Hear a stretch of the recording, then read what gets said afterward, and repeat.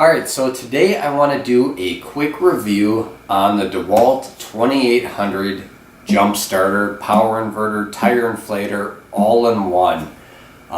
This thing is awesome. And the reason I bought this is for emergency power and also being able to jump start a vehicle. The added capability of being able to pump up a flat tire on the side of the road or whenever is awesome. So this can eliminate a few different devices. So some people have, a separate tire inflator, a jump starter. This puts it all into one, which is the reason that I bought this. So in a power outage, it'll do 1,000 watts continuous, which is awesome. That's quite a bit more than a lot of the competition. I looked at Goal Zero's products as far as generators. And I picked this because this is $250 for everything into one unit. It's very difficult to find something that's going to have all of this in one device, which is really cool. And what we've got here, we'll just kind of go through some of the features. We do have 2 outlets and 2 USBs. We have a digital display on the front. I'll go over that.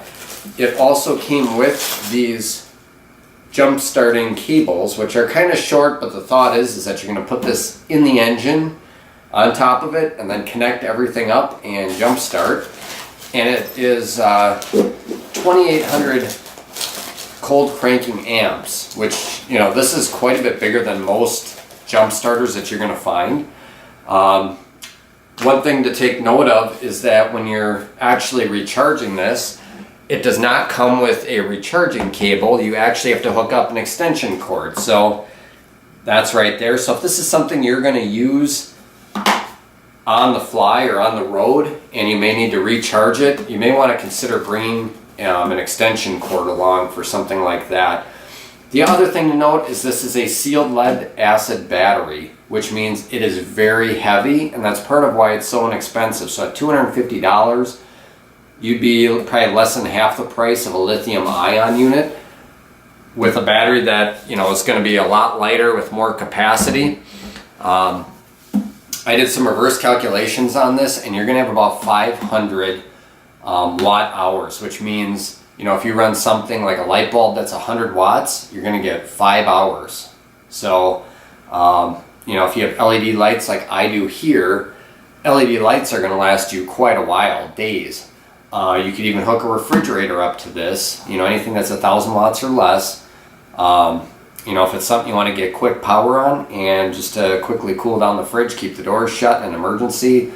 I also plan to use this to get our gas fireplace running in an emergency. So a lot of different uses that something like this has, but I want you to keep in mind this thing is heavy. It is something like 50 pounds, but you definitely, you need to get both hands on this thing to lift it. It is not light by any means. This isn't something you're just going to throw in your car to charge your cell phone. This is big. So let's go ahead and get the camera and show you what the screen looks like and all the features on it. Okay, so now we're looking at the top of the unit. Just want to go through this with you here. First is the air button. So that is going to control pumping up your tires. If we go ahead and click that on, I will actually show you here. This battery gauge has 4 bars. Each bar represents 25%. With a sealed lead acid battery, you really don't want to wear this down past 50%.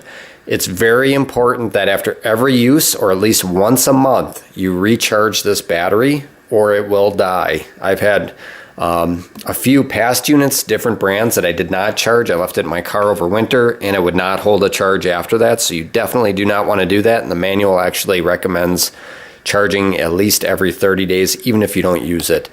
So the air button, you have a down and up, so you can actually set the pressure that you want on the tire and it pumps it right up to that. Here we have the light button. And there's 2 lights on the back of this unit that are actually pretty bright LEDs. And then it actually has an alternator check. So you can hook up the clamps up to your battery and it'll run through an alternator test, which is pretty cool.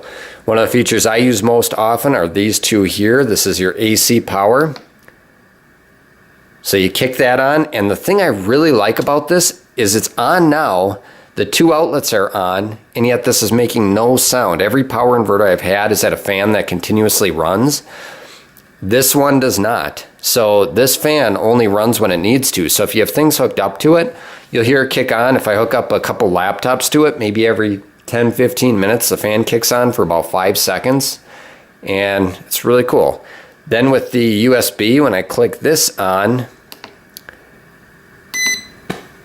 it actually shows the little USB symbol here, if you can see that. And then it also kicks the lights on the front of the unit that lights up the USB ports. So that's kind of a neat feature as well. And let's go ahead and just plug a few things into this and show you what it looks like. Alright, so now that I kicked on the AC power, it's showing 0 watts. So it actually shows you the power draw. And I'm going to go ahead and plug a laptop in. So I've got the adapter plugged in. It's spiked up to about 45 watts. And that's just the adapter. So it's kind of interesting to note that just the adapter plugged in without the computer is still drawing power. Now I plugged the laptop in. And we're going to watch that number jump up. So we're up to 52, 56.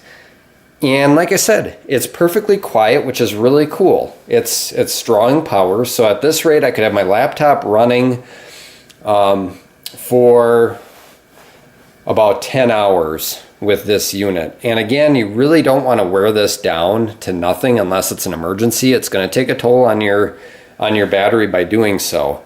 So these numbers are kind of fluctuating and it's doing its thing. So again, very, very good unit for emergencies. And I didn't show it before, but here is the tire pump. It just kind of winds up into the front of this. And the nice part about this is it actually screws onto the valve stem, which I like because there's none of that air escaping in between, you know, putting this on and taking it off, which you get with some other units. So very good unit. It recharges itself fast, and it's exactly what you would need for an emergency situation. So I can highly recommend it. I haven't tested this more than 3 weeks. So I've had it about 3 weeks, and I've just been kind of playing around, have not used it in emergency, but I'm looking forward to when that happens so I can try this thing out. So thank you for watching. Give it a thumbs up, and please subscribe for more videos.